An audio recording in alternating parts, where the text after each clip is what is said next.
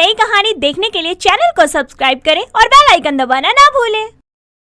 चेतना के भाई ऋत्विक की शादी होने वाली थी, इसीलिए वो अपनी भाभी का लहंगा लेने के लिए अपनी माँ सुधा और भाई के साथ में बाजार जाती है। सभी मिलकर एक अच्छे से शोरूम में जाते हैं, जहाँ सबसे पहले चेतना अपने लिए एक लहंगा पसंद करती है और उसके बाद सुधा अपने होने वाली बहू अवंतिका के लिए ब्राइडल लहंगा निकलवाती है, जिसे देखकर चेतना बोलती है, अरे माँ, ये लहंगा तो जरूरत से ज्यादा ही अच्छा है। मुझे सस्ता सा दिलवा दिया और भाभी के लिए इतना बढ़िया ले रही हो। अरे तू सारी जिंदगी जल कुकड़ी ही रही हो। ये शादी का लहंगा है, जब तेरी शादी होगी तुझे भी ले दूंगी। जी नहीं, अगर वो दुल्हन है तो मैं भी दूल्हे की बहन हूँ। मुझे भी ऐसा ही लहंगा चाहिए, नहीं तो यहीं फैल कर रोने लगूंगी, गंदा वाला सीन बना दूंगी। अरे तू और तेरी जलन, ठीक है ले ले। ऐसे ही सभी लोग शॉपिंग खत्म करके घर आ जाते हैं और कुछ दिन बाद में बड़ी ही धूमधाम से अवंतिका और ऋत्विक की शादी हो जाती है। अवंतिका एक बहुत अच्छी बहू की तरह अपने ससुराल की सारी जिम्मेदारियां संभालती है। वहीं आसपास के लोग भी सुधा के सामने अवंतिका की खूब तारीफ किया करते। ये सब देखकर चेतना अपनी भाभी से खूब जला करती। ऐसे ही एक शाम सभी लोग चाय पी रहे थे, तभी सुधा अवंतिका को खानदानी कंगन देते हुए बोलती है, बहू ये ले हमारे खानदानी कंगन, ये तेरे लिए ही बने हैं। शुक्रिया माँ जी, पर मुझे बस आपका आशीर्वाद चाहिए और कुछ भी नहीं। माँ, भाभी मना कर रही है, आप मुझे दे दो ये। अरे चुप कर, काम की ना काज की, दुश्मन अनाज की। सारा दिन खाकर सोफे पे पड़ी रहती है और इसे कंगन चाहिए। अरे माँ जी ऐसा मत कहिए, ये लीजिए दीदी, आप पहन लो। नहीं बहू, ये खानदानी कंगन है, इसे घर की बहू ही पहन सकती है। इस बैल बुद्धि जल कुकड़ी के जलने के अलावा कुछ नहीं आता। चेतना बुरा सा मुंह बनाकर वहाँ से चली जाती है। एक दिन ऋत्विक अपने हाथों में 2 तोहफे लिए घर आता है और लाकर टेबल पर रख देता है, जिसके बाद में वो आवाज मारकर बोलता है, अवंतिका, चेतना, कहाँ हो तुम दोनों? जल्दी आओ। जी कहिए क्या हुआ, और आज आप जल्दी आ गए? यस ब्रो, क्या हुआ? अरे मैं तुम दोनों के लिए तोहफा लाया हूँ। ये चेतना तुम्हारे लिए और ये अवंतिका तुम्हारे लिए। चेतना जल्दी से अपना गिफ्ट ओपन करती है, जिसमें सिर्फ एक सिंपल सा सूट मिलता है, और जिसके बाद वो अपनी भाभी के हाथ से उनका गिफ्ट लेकर ओपन करती है, तो देखती है कि उसमें एक बहुत ही प्यारी सी महंगी सी बनारसी साड़ी है, जिसे देखकर वो बुरी तरह जल जाती है और मुंह बनाकर अपने भाई से बोलती है, भैया ये क्या है? आप मेरे लिए इतना सिंपल सूट लाए हैं और भाभी के लिए बनारसी साड़ी, ये तो बहुत गलत बात है। अरे मेरी बहना, तू जल मत, नहीं तो काली हो जाएगी। जब तेरी शादी होगी ना, तो तुझे ऐसे ही बढ़िया बढ़िया तोहफे ला के देगा तेरा पति। ऐसे ही कुछ दिन बाद में चेतना की शादी रियान नाम के लड़के से हो जाती है। रियान एक बहुत ही सुलझा हुआ समझदार लड़का था। शादी के बाद भी चेतना की जलने की आदत नहीं जाती, जिसके चलते वो आए दिन अपने पति से कोई ना कोई डिमांड किया करती। ऐसे ही एक दिन वो रियान के साथ में उसके दोस्त रमेश के घर पार्टी में जाती है, जहां रमेश की पत्नी ने बहुत ही सुंदर सोने का हार पहना था और चेतना के गले में था एक सादा सा मंगलसूत्र, जिस वजह से उसके जलने का लेवल थोड़ा बढ़ जाता है और वो घर आते ही अपने पति को बोलती है, सुनिए जी, मुझे भी रमेश की बीवी के जैसा सोने का हार चाहिए। अरे मेरी जान, तुम बिन हार के भी बहुत खूबसूरत लगती हो। भला तुम्हें उसकी क्या जरूरत है? चाहिए मतलब चाहिए। अरे मैं इतनी सुंदर हूँ, ऐसा सोने का हार बस मेरे गले में ही होना चाहिए, ना कि उस भुंडी सी शक्ल वाली औरत के पास। जान, दूसरों की थाली में लड्डू हमेशा मोटा ही दिखता है, तो क्यों चलती हो सबसे इतना? अगर तुम चाहते हो कि मैं इस घर में रहूं, तो मुझे हार ला कर दो। माफ करना जान, पर मेरी जेब मुझे इजाजत नहीं देती इतना खर्च करने को। तो तुम जाना चाहो तो खुशी खुशी जा सकती हो। बस फिर क्या था, जल कुकड़ी चेतना अपना सामान पैक करके अपने मायके चली जाती है और दरवाजे की घंटी बजाने लगती है। दरवाजा अवंतिका खोलती है और सामने खड़ी चेतना को देखकर बोलती है, अरे दीदी, आप यूँ अचानक आ गई? कोई कॉल मैसेज नहीं किया आपने? भाभी सब कुछ यहीं पूछ लोगी क्या? घर के अंदर तो आने दो। अरे नहीं नहीं दीदी, ऐसी कोई बात नहीं है, अंदर आइए ना। माँ जी देखिए, चेतना दीदी आई है। चेतना जल्दी से सोफे पर पसर कर बैठ जाती है। तो तभी सुधा वहाँ आती है और अपनी बेटी से बोलती है। क्यों री, लड़कर आई है या तेरी सास ने तुझे निकाल दिया? अपनी मर्जी से आई हूँ माँ। तभी हाथों में चाय नाश्ता लिए हुए अवंतिका आती है और टेबल पर रख देती है। चेतना की नजर सुधा के कमरबंद पर जाती है और वो बोलती है। भाभी, ये कमरबंद सोने का है क्या? हाँ दीदी, आपके भैया ने दिया है शादी की सालगिरह पर। एक मेरा पति है जो मुझे हार नहीं दिला सकता, और मेरी भाभी को देखो, सर से पैर तक सोने में पीली होकर घूम रही है। जब मैं खुश नहीं रह सकती तो मैं किसी को खुश भी नहीं रहने दूंगी। अरे दीदी, आप कहाँ खो गई? माँ जी, आप और दीदी बातें कीजिए, तब तक मैं खाने की तैयारी करती हूँ। इतना कहकर अवंतिका वहाँ से चली जाती है और खाने की तैयारी करने लगती है। शाम को सभी बैठकर साथ में खाना खाते हैं। यहाँ सुधा और ऋत्विक दोनों ही अवंतिका के बने हुए खाने की खूब तारीफ करते हैं। दिन बीतते जाते हैं। अब चेतना का अपनी भाभी की तारीफें सुनकर और भी जलना बढ़ जाता है और मन ही मन में वो अपनी भाभी से नफरत करने लगती है, जिसके बाद वो सबकी नजरों में उसे गिराने का प्लान बनाती है।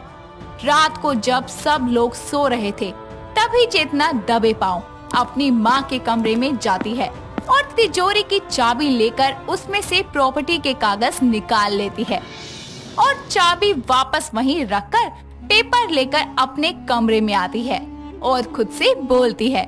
बहुत लाडली बनती फिरती है ना सबकी, अब मजा आएगा। ऐसा खेल खेलूंगी ना कि एक बार में ही क्लीन बोल्ड होगी और फिर घर की हर कीमती चीज पर मेरा हक होगा। इतना कहकर वो पेपर को अलमारी में रखती है और चुपचाप जाकर सो जाती है। अगली सुबह वो जल्दी से रेडी होकर प्रॉपर्टी के पेपर लेकर वकील के पास जाती है और अवंतिका के नाम से झूठे प्रॉपर्टी के पेपर रेडी करवाती है, जिसके बाद में वो उसे लेकर घर आती है। अगली सुबह जैसे ही ऋत्विक रेडी होकर अवंतिका को आवाज देता है और बोलता है। अवंतिका, जरा मेरी वो ब्लू वाली फाइल ले आना प्लीज, मैं लेट हो रहा हूँ ऑफिस के लिए। तभी हाथों में फाइल लिए चेतना वहाँ आती है और कहती है। अरे भैया, चेक तो कर लो एक बार। ऋत्विक जैसे ही फाइल को खोलता है तो उसमें उसे प्रॉपर्टी के पेपर मिल जाते हैं, जिसे देखकर ऋत्विक का गुस्सा 7वें आसमान पर चढ़ जाता है और वो जोर से अवंतिका को आवाज लगाकर बोलता है। अवंतिका, अवंतिका, यहाँ आओ जल्दी। जी, क्या हो गया? और आप इतना गुस्से में क्यों हैं? क्या है ये सब? तुम सारी प्रॉपर्टी अपने नाम कर रही हो। किसने दिए तुम्हें ये प्रॉपर्टी के पेपर्स? भैया, वो मैंने भाभी को कल रात माँ के कमरे से निकलते देखा था। मैं तो पानी पीने जा रही थी, तभी देखा भाभी चुपके से कमरे से बाहर निकल रही है, वो भी हाथों में कुछ लिए हुए। नहीं नहीं, ये झूठ है, मैंने ऐसा कुछ नहीं किया। शोर की आवाज सुनकर सुधा वहाँ आती है और ऋत्विक उसे पूरी बात बताता है, जिसके बाद सुधा बोलती है। क्यों रे डायन, इतना प्यार किया तुझे, इतना यकीन किया तुझ पर, और तूने हमसे ही नमक हरामी करी। शर्म नहीं आई तुझे ये सब करते हुए? जा दफा हो जा मेरे घर से अभी के अभी। ऋत्विक, लल्ला उठाकर बाहर फेंक दे इसे। ऋत्विक जैसे ही अवंतिका का हाथ पकड़कर उसे घर से बाहर निकाल रहा था, तभी वहाँ रियान आकर बोलता है। रुकिए भैया, किसी को बाहर निकालना ही है तो चेतना को निकालिए, क्योंकि ये सब इसी का किया धरा है। तभी वहाँ रियान आकर उनको सारा सच बताता है कि किस तरह चेतना ने पैसे देकर झूठे कागज बनवाए और अपनी भाभी को फंसाया। ये सब सुनने के बाद में ऋत्विक बोलता है। चेतना, क्या रियान जी कह रहे हैं वो सच है? हाँ भैया, ये सब सच है, क्योंकि मैं भाभी की तारीफ सुन कर बहुत ज्यादा जलती थी। मुझे शादी करने के बाद भी कुछ नहीं मिला और भाभी, उनके पास सब कुछ था। मैं सबकी नजरों में उन्हें गिराना चाहती थी, इसलिए ये सब किया। अरे जल कुकड़ी, इज्जत और सम्मान कभी जलकर नहीं, खुद को बेहतर साबित करके कमाया जाता है। शर्म नहीं आई तुझे ये सब करते हुए? दीदी, मैंने तो आपको हमेशा अपनी छोटी बहन समझा था, फिर भी आपने मेरे साथ ये सब किया। माफी मांग अपनी भाभी से और रियान जी के साथ अपने ससुराल वापस जा और अपना घर संभाल, जलना छोड़ दे, समझी?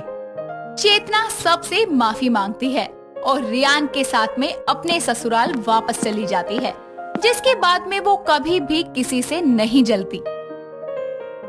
नंदिनी और कुणाल एक दूसरे से बेहद प्यार करते थे, इसलिए उन दोनों ने बिना किसी को बताए एक दूसरे से शादी कर ली थी।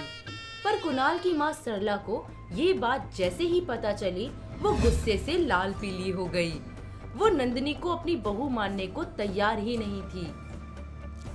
मैं इस लड़की को अपनी बहू कभी नहीं मान सकती, इसीलिए ये इस घर में नहीं रहेगी। निकल मेरे घर से। शादी तो हो गई सासू माँ, आप मानो या मत मानो, शादी तो टूटने से रही। अरे मैं ऐसी शादी को नहीं मानती जिसमें ना बड़ों का आशीर्वाद ना घर का कोई सदस्य। तो माँ आप हमें अपना आशीर्वाद देके अपना लीजिए ना। मैंने कह दिया ना, ये लड़की इस घर की बहू नहीं बन सकती, इसे यहाँ से जाना ही होगा। तो ठीक है, अगर नंदिनी इस घर में नहीं रह सकती तो मैं भी इस घर को छोड़ के जा रहा हूँ। कुणाल की बात सुनकर सरला भावुक हो जाती है। वो कुणाल को बहुत समझाने की कोशिश करती है, पर कुणाल अपनी जिद पर अड़ा रहता है। जब सरला का कोई पैतरा काम नहीं आता तो वो पुत्र मोह में नंदिनी को अपनी बहू मान लेती है। ये देखकर नंदिनी और कुणाल बहुत खुश होते हैं, पर सरला तो मन में ठान चुकी होती है कि वो नंदिनी को घर से बाहर फेंक कर ही सांस लेगी। इधर नंदिनी भी मन ही मन सोचती है, इस बुढ़िया ने मुझे दिल से नहीं अपनाया, बस दिखावा कर रही है। कोई नहीं, मैंने भी इसे लोहे के चने ना चबवा दिए तो मेरा नाम भी नंदनी नहीं। नंदिनी और सरला पक्का इरादा कर लेती हैं कि वो एक दूसरे को चैन से नहीं रहने देंगी। एक दिन कुणाल जैसे ही ऑफिस से घर आता है, नंदिनी उसके सामने जाकर रोने लगती है और कहती है, अच्छा हुआ आप आ गए, सासू माँ तो मुझे धक्के मारकर बाहर निकाल रही थी और आज तो इन्होंने मुझे मारा भी। अरे तुम चुप हो जाओ, जब तक मैं इस घर में हूँ तुम्हें कोई भी इस घर से बाहर नहीं निकाल सकता। नहीं, मुझे डर लग रहा है, क्या पता सासू माँ मुझे किडनैप करवा दे। देखो तो अब खुद ही आइडिया दे रही है कि मैं तुझसे अपने बेटे को कैसे बचाऊं। इसका मतलब नंदिनी बिल्कुल सच बोल रही है। आपने नंदिनी को मार पीट कर घर से निकालना चाहा। ये सब सुनकर सरला दंग रह जाती है। वो कुणाल को समझाती है कि उसने ऐसा कुछ नहीं किया, ये सब जरूर बहू की ही कोई साजिश है। पर कुणाल अपनी माँ की एक बात भी नहीं सुनता और वो वहाँ से चला जाता है। कुणाल के जाते ही नंदिनी चुप हो जाती है और सरला से कहती है, सासू माँ मुझसे जरा बच के रहना, कहीं ऐसा ना हो कि मैं आपको ही घर से बाहर फेंक दूं। ओहो, तो ये सब तूने मुझे घर से निकालने के लिए किया था। अब देख मैं क्या करती हूँ। नंदिनी और उसकी सास सरला का कोल्ड वॉर शुरू हो जाता है। एक दिन सरला कुणाल की पत्नी नंदिनी के खिलाफ साजिश करती है। वो अपना सारा सामान बांध के दरवाजे के बाहर बैठ जाती है। जैसे ही वो कुणाल को आते हुए देखती है, वो जोर जोर से रोने लगती है।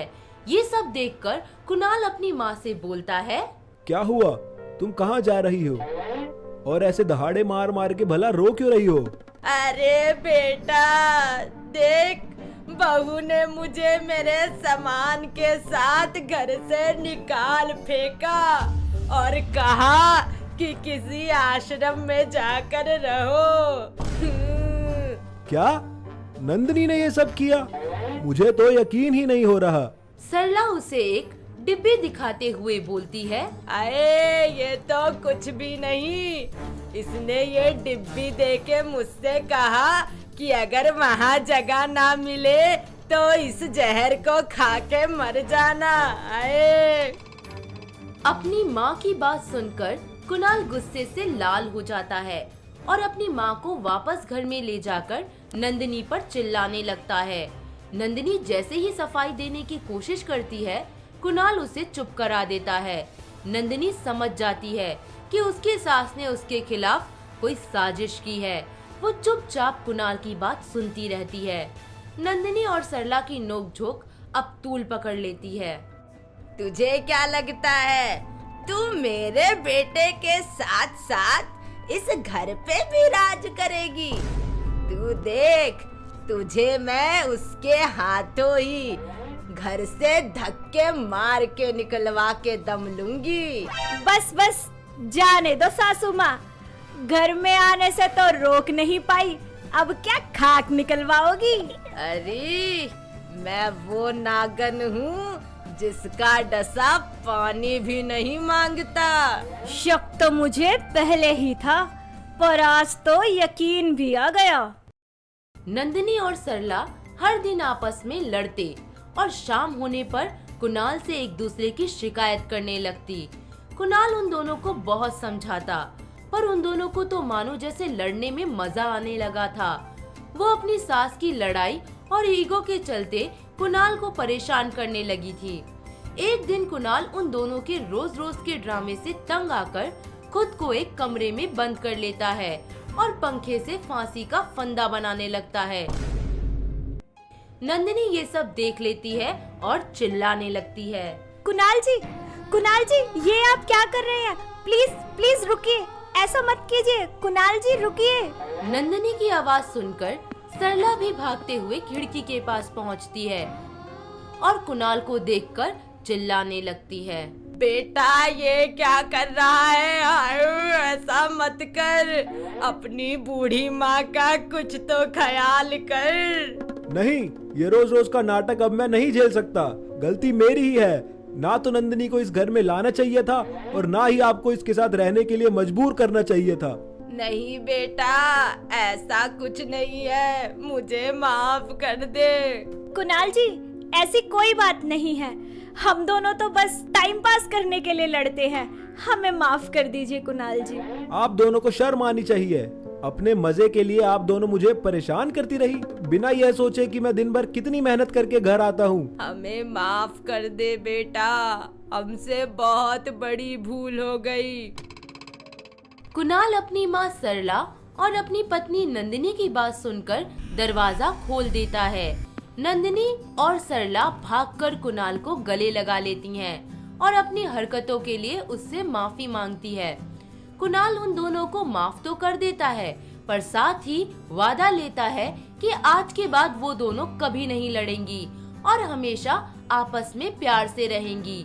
वो दोनों उससे वादा कर लेती हैं और उसके बाद हमेशा एक साथ प्यार से रहने लगती हैं। दोस्तों, अगर आपको ये कहानी पसंद आई तो इसे लाइक करें, शेयर करें और कमेंट करके बताएं कि कहानी में आपको सबसे अच्छा क्या लगा।